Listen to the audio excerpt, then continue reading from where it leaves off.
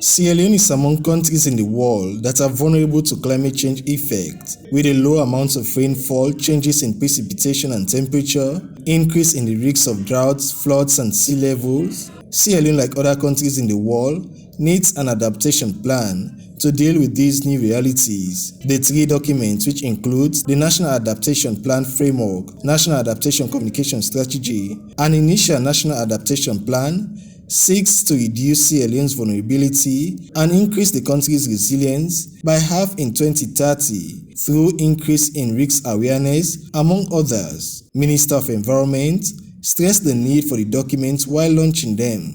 At its 17th session, the Conference of the Parties to the United Nations Framework Convention on Climate Change, it became glaringly clear that national adaptation planning could enable all developing and least developing countries like Sierra Leone to assess their vulnerabilities, mainstream climate change risks, and address adaptation. The process helps Sierra Leone to further identify and address key adaptation issues, gaps, priorities, and resource requirements for more effective planning, implementation, and adaptation monitoring in support of the NDCs and the Paris Agreement. The development of a national adaptation plan, according to the chairman of the Parliamentary Committee, Honorable Yusuf Makray, will help Sierra Leone in meeting global call. Discussion around the national adaptation plan is very important because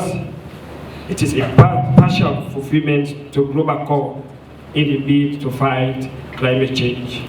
So the importance of this launching cannot be overemphasized, as we all know that Sierra Leone is among the 5 countries that are vulnerable to the impact of climate change. And the government has demonstrated commitment to mitigate against climate change by establishing the Ministry of Environment and also including climate change action in Cluster 7 of the medium-term National Development Plan. The adaptation documents are believed to be a roadmap for ministries, departments, and agencies, and also non-government organizations. So the expectation, of course, as the chairman, is basically at the end of this particular launch by our Honorable Minister, is to see that each and every ministries, UN agencies, when they want to implement climate change-related processes that speaks to adaptation, please zoom into our INAP so that we can implement, because there is an obligation from us as a country for us to communicate to ENCCC on actions that were taken on this particular document. It is believed that these documents will help improve compliance, institutional capacity, and integrated adaptation approaches into development policies and programs across sectors.